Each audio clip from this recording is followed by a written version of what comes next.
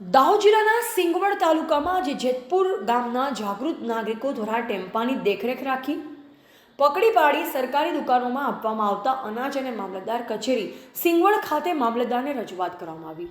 પ્રાપ્ત માહિતી અનુસાર દાહોદ જિલ્લાના સિંગવડ તાલુકામાં આજે જેતપુર ગામના જાગૃત નાગરિકો દ્વારા સરકારી દુકાનમાં આપવામાં આવતું અનાજ ટેમ્પામાં ભરી વાણિયાની દુકાનેથી ઝડપી પાડી મામલતદાર કચેરી ખાતે જઈ મામલતદારને રજૂઆત કરવામાં આવી અને દુકાનદાર અને ટેમ્પાના ડ્રાઈવરને પૂછતા અનાજ દાસા દુકાનનું જાણવા મળ્યું અને તેમાં આમ આદમી પાર્ટીના હોદ્દેદાર અને સામાજિક આગેવાનો હાજર રહી મામલતદાર સિંગવડને રજૂઆત કરવામાં આવી, જેનો ગાડી નંબર GJ23Y5946 છે।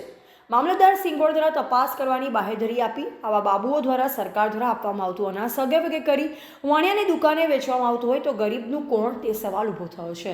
રિપોર્ટર પ્રદીપ કુમાર વળવાઈ, સિંગવડ।